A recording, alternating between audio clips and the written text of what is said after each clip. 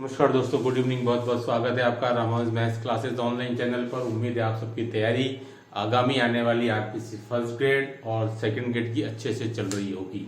देखिए दोस्तों, आज का जो वीडियो है वो उन स्टूडेंट्स के लिए बहुत ज़्यादा यूजफुल साबित होगा जो कि अभी नए हैं, बिगनर्स हैं और फ्रेशर हैं, या फिर जिनको कि ज़्यादा सिलेबस के बारे में पता नहीं है।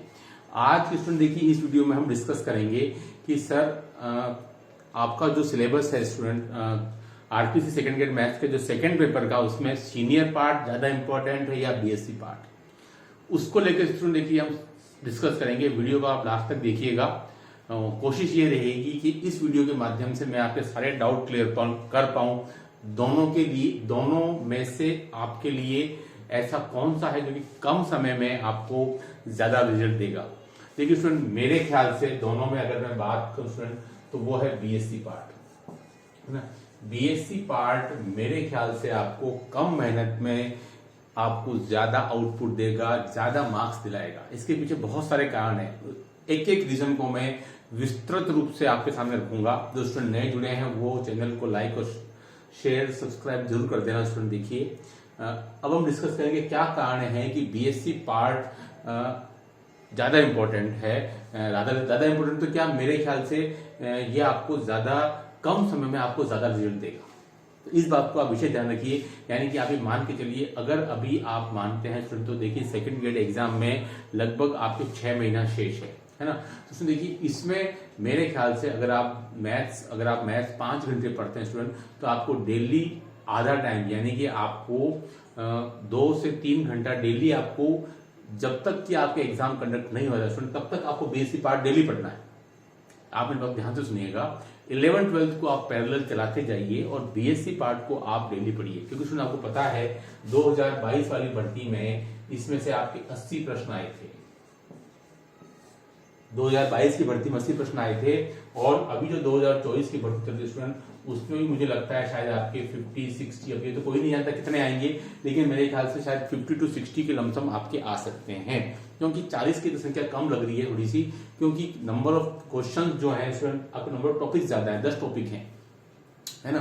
तो ऑलमोस्ट सिलेबस जो है आपके 11th-12th के लगभग पैरेलल बराबर हो जाता है स्टूडेंट, ठीक है। तो हाँ, संस्कृत शिक्षा विभाग में तो स्ट्रिक्टली उन्होंने मेंशन किया हुआ था कि साहब आपके बीएससी पार्ट से 40 क्वेश्चन ही आएंगे, लेकिन क्योंकि सामान्य शिक्षा विभाग में बिल्कुल मेंशन किया हुआ नहीं है, इसलिए हमेशा जो कंडीशन है वो हमेशा कंफ्यूजन की बनी रहती है। कि मेरे ख्याल से क्वेश्चन की संख्या 50 to 60 तक रहनी चाहिए। अब देखिए स्टूडेंट, आपको करना क्या है इसमें, मैं क्यों कह रहा हूं कि बीएससी पार्ट आपका ज्यादा प्रोडक्टिव है, आपको कम मेहनत में ज्यादा रिजल्ट देगा, क्योंकि इसमें आपका जो इंपॉर्टेंट जो है स्टूडेंट, वो है आपका पीवाईक्यू, यानी कि प्रीवियस ईयर क्वेश्चंस आपके सबसे ज्यादा अगर किसी सेक्शन ने पूछे, सेक्शन का मतलब क्या हुआ, 9, 10, 11, 12 बीएससी, अगर हम 3 सेक्शन की बात करें स्टूडेंट, सबसे ज्यादा उसमें बीएससी पार्ट में आपके प्रीवियस ईयर क्वेश्चन पूछे जाते हैं। तो इन पर आपको कमांड अच्छे से कर लेनी है। ऐसा नहीं हो जाए कि भाई आपको एब्स्ट्रैक्ट अलजेब्रा के अंदर आपको कोई 2018 का क्वेश्चन आए और वही आप नहीं करके आए, या 2016 का कोई क्वेश्चन आ जाए और वो आपसे गलत हो जाए, है ना। तो इसलिए स्टूडेंट, बीएससी पार्ट में सबसे ज्यादा इंपॉर्टेंट होता है प्रीवियस ईयर क्वेश्चन, क्योंकि बहुत सारे क्वेश्चन, कम से कम 15 से 20% क्वेश्चन आपके प्रीवियस ईयर के अमूमन हमेशा पूछे जाते हैं। तो यहां से आपको एक मदद मिलती है, यानी कि अगर 50 से 60 क्वेश्चन आते हैं स्टूडेंट, तो मान के चलिएगा आपको लगभग 10 से 12 क्वेश्चन आपको प्रीवियस ईयर के आपको कई बार देखने को मिल जाते हैं, स्पेशली बीएससी पार्ट के अंदर। नंबर 2, नंबर ऑफ क्वेश्चंस कम है। स्टूडेंट देखिए, बीएससी पार्ट में आपके पास में 1000 से लेकर के कुल मिलाकर 1500 क्वेश्चन ही मिलेंगे, अगर आप पूरे बीएससी पार्ट को अगर आप ध्यान से देखेंगे तो, है ना। आपको पूरे बीएससी पार्ट में स्टूडेंट आपको 1000 से लेकर के 1500 या मैक्स टू मैक्स आपके 2000 क्वेश्चन ही हैं, जो कि घूम फिर करके बार बार आते रहते हैं। एब्स्ट्रैक्ट अलजेब्रा हो गया, रियल एनालिसिस हो गया, आपकी स्टैटिस्टिक्स डायनेमिक्स हो गया, एलपीपी हो गया, कुछ भी कोई भी टॉपिक का स्टूडेंट, आप मैक्स टू मैक्स 2000 क्वेश्चंस आप छांट सकते हैं, और वही बार रिपीट होते हैं।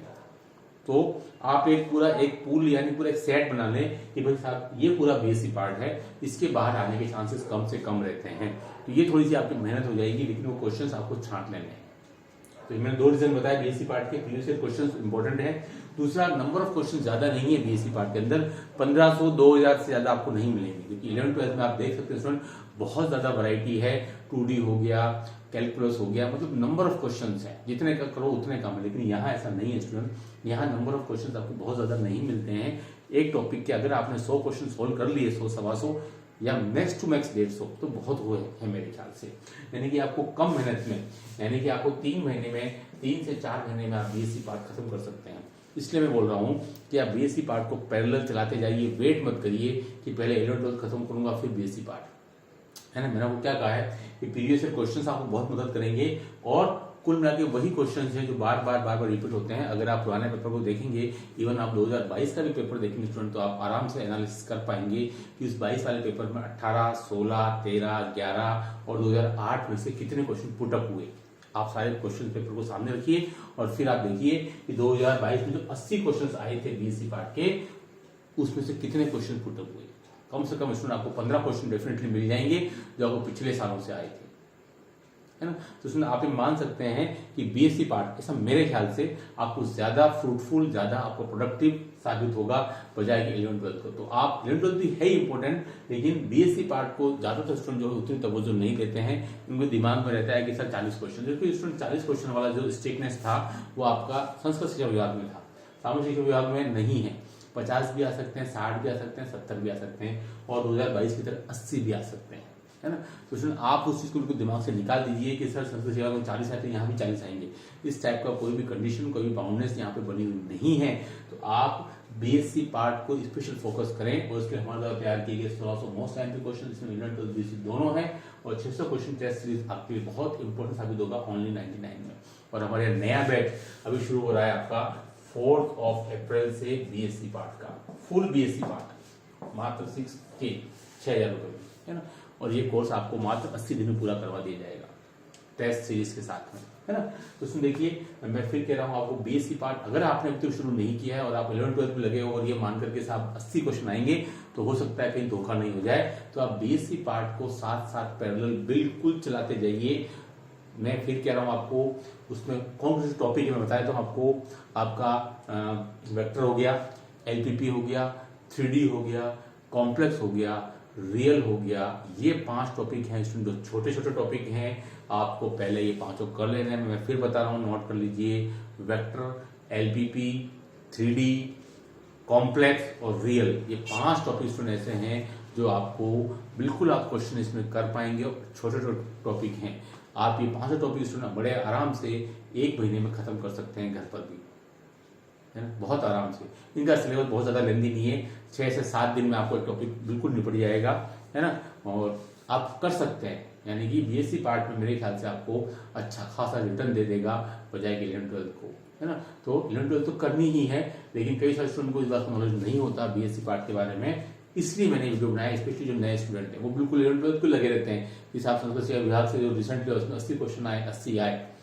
अभी स्टूडेंट समझ गया, आपने कोई आप कह नहीं सकते हो 80 आए भी 11 12 की, हो सकता है 40 भी आए, 50 भी आए, है ना।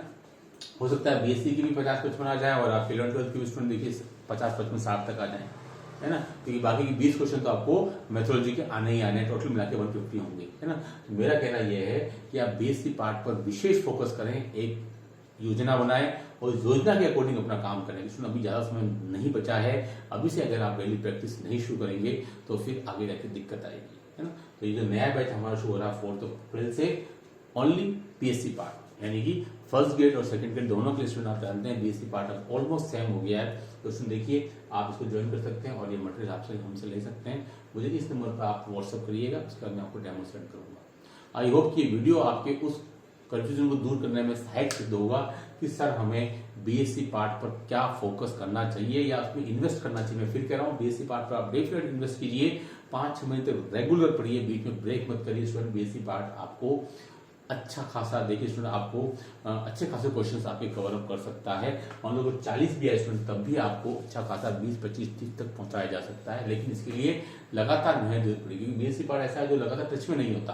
11 12 तो आप बहुत से बच्चे ऐसे होते हैं जो तैयारी कर रहे होते हैं, प्राइवेट स्कूल्स में पढ़ा भी रहे होते हैं, टच में होता है, लेकिन बीएससी पार्ट टच में नहीं होता।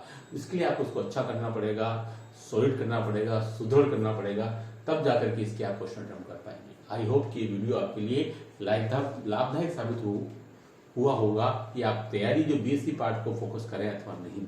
इस वीडियो में इतना ही। Do like, subscribe my channel. Okay, thanks, बहुत बहुत धन्यवाद।